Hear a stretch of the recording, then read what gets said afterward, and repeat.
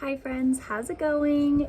Okay, hi friends, how's it going? My name is Jenna if you're new here. Today I wanted to do a little bit of a Q&A, and it's been a little while since I've done any kind of form of Q&A. I think maybe the last one I did was a financial Q&A right after my husband and I became debt-free. So today I wanted to just open it up to any topic. So I put on my Instagram stories that I would open it up and answer the first 10 questions no matter what the topic was, from getting married young to having babies and natural birth to faith to what I do for a living. So let's get into it. Question number 1 is, do you ever doubt your faith or find it really time consuming to dedicate so much time to it? So this is a really good question, and it is a really important one too. There have been moments in my life that I have doubted my faith and thought, is there really a God? Did God really make the heavens and the earth? Did God really create all of this?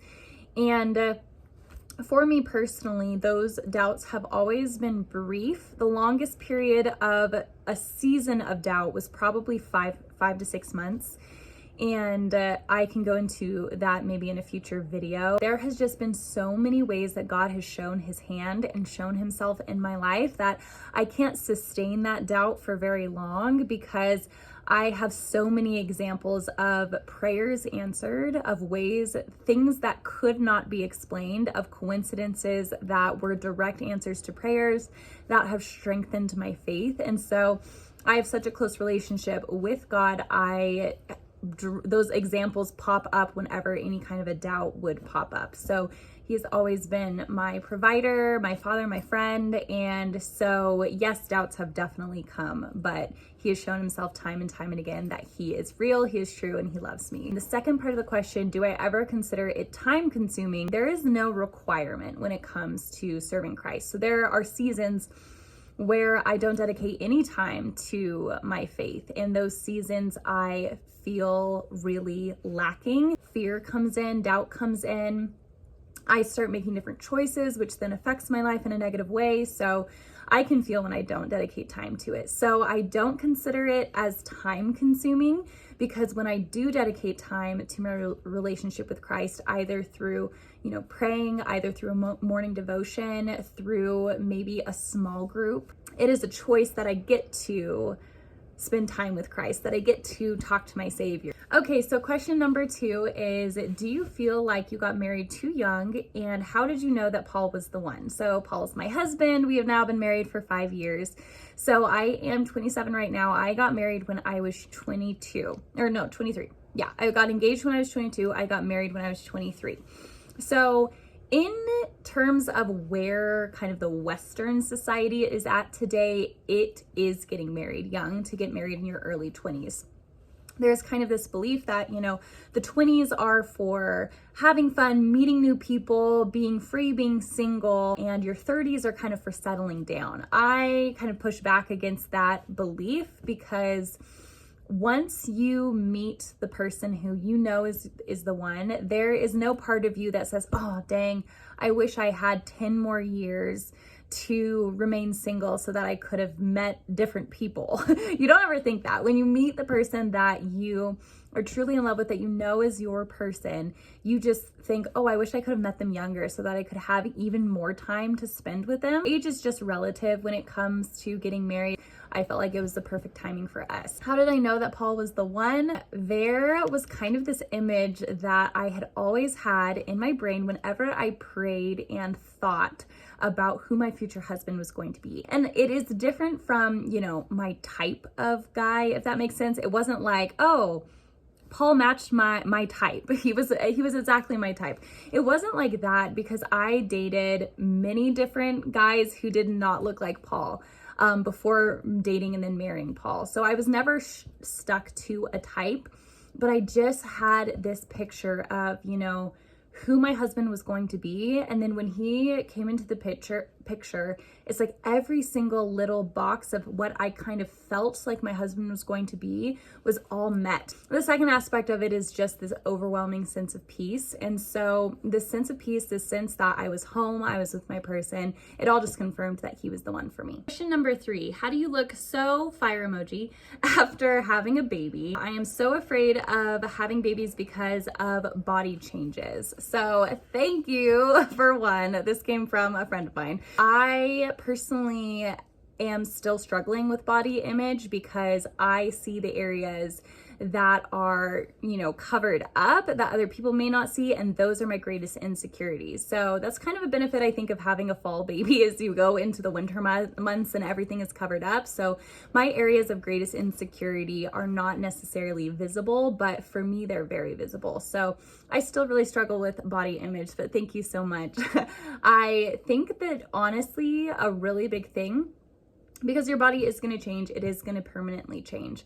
But one of the biggest things that can help manage health while going through pregnancy and having a baby is to be in the best shape physically possible before you get pregnant. Because once you get pregnant, your mind is now on baby. Okay, what do I need to eat so that baby can grow? What do I need to put into my diet so that he can develop everything that he needs to develop? And then afterwards, okay, how can I lose weight slowly so that my milk supply stays up? All that attention focuses then on baby when you're pregnant and afterwards. And so your foundation that you're starting with is so important, because if you're kind of starting at a foundation where you feel maybe insecure about certain elements of your body, being pregnant is not the time to sculpt those areas, if that makes sense. So it is more of a, maintenance and nutrition focus when you are pregnant and when you're postpartum. So I would just say that, fitness beforehand, super, super important. Consistent fitness during, also super important.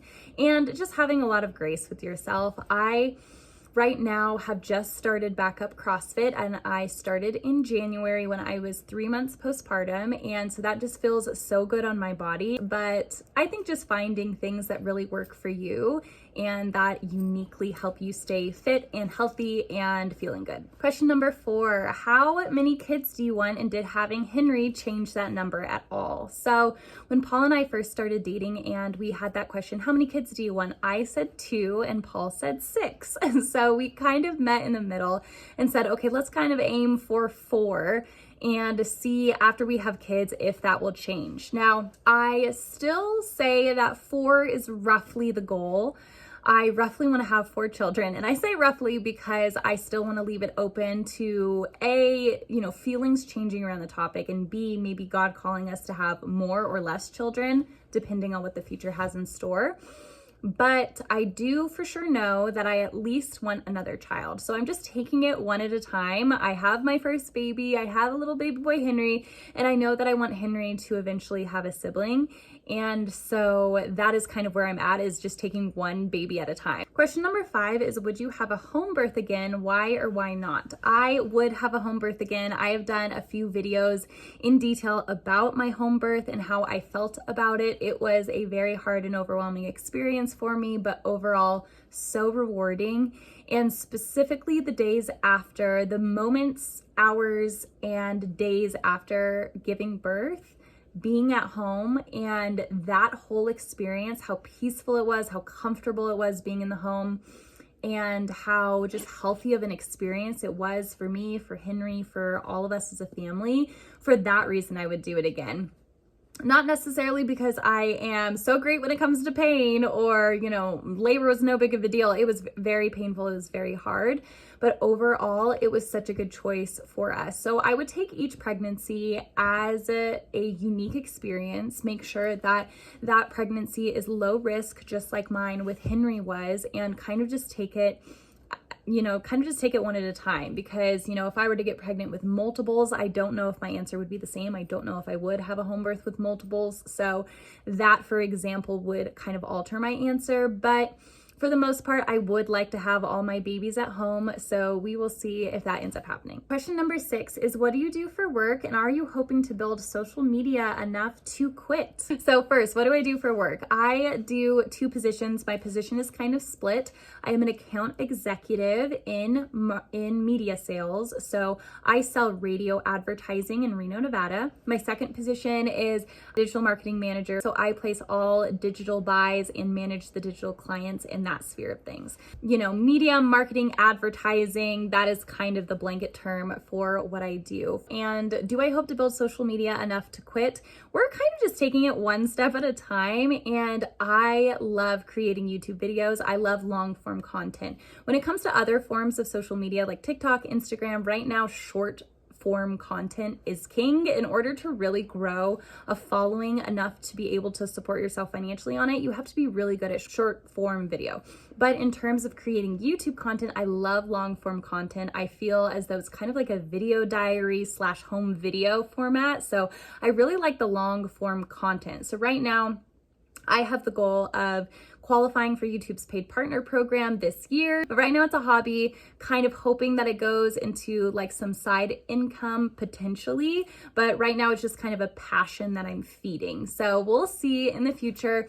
It would be so lovely to be able to do something I'm passionate about and fully passionate about and feel like I am just in flow while doing, and creating videos is one of those things that I am so fired up and passionate about. So we'll see in the future where it goes, where it takes me. Question number 7, is there any special meaning behind Henri's name or the spelling? So Henri's name, yes. I, when looking at names, would actually not choose a name because of the meaning. I didn't like the meaning. So meaning is super, super important for his name. So Henri actually means home ruler. So it was important for me to have that as a firstborn, because I think, for one, it matches with a firstborn's energy of kind of being the big brother, the oldest boy of the house. So the spelling is actually a French spelling. I was reading the book The Nightingale, and I encountered a character named Henri in that book. It is actually pronounced in French Henri, but I was really curious if any other countries would spell the name Henri that way but pronounce it as Henry.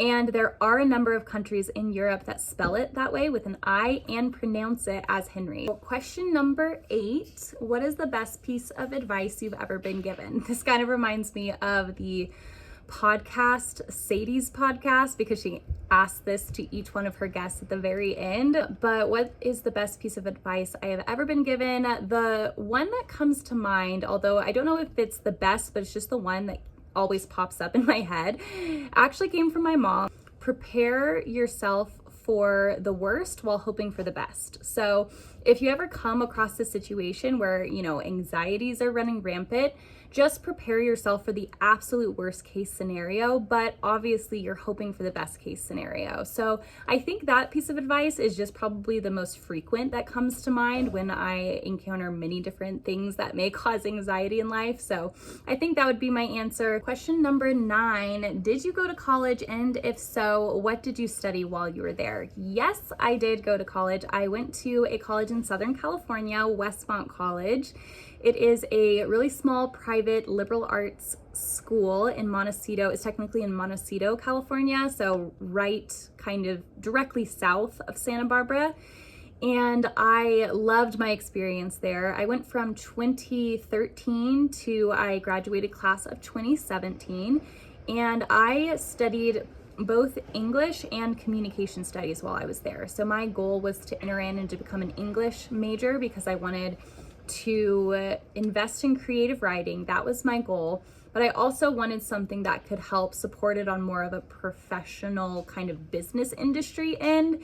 And I wasn't super fascinated by the business major, but I was intrigued by the communication studies major. So I actually took an intro course, and I absolutely loved communication studies. It just felt like the professors were speaking my language in terms of just my mental language.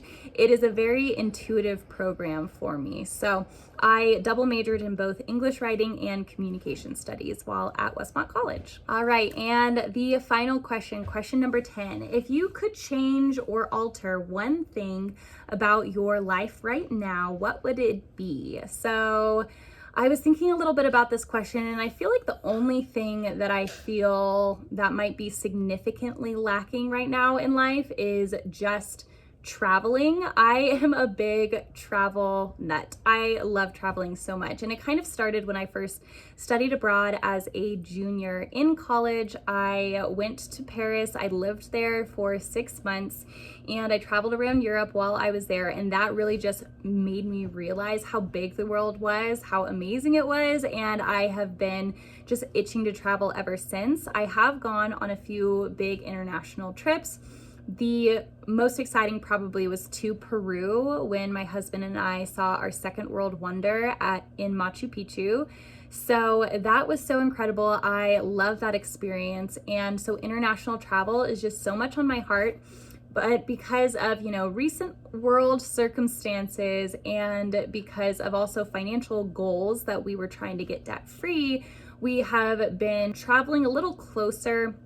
We've done a few Mexico vacations, so that is technically international, but I am just really itching to, go to Europe again or to further down in South America or just to really go out and explore and see new things. So I would say that is the only thing where I just am really, really itching to travel and really feel that absence. If I don't travel for a set amount of time, I get really anxious and want to book a flight, tomorrow so that I can go. I am currently planning a trip for me and my husband for later this year to potentially Brazil, so that we can see our fourth world wonder there. So fingers crossed that trip works out. If we don't go there, we will go somewhere. So a new trip is definitely coming. It is in the works. So that is the main thing that I feel like is kind of lacking. So that was it. Those were all 10 questions. I had a lot of fun answering them. I hoped you enjoyed watching this. If you did, please remember to give this video a little thumbs up, and I cannot wait to see you in the next video.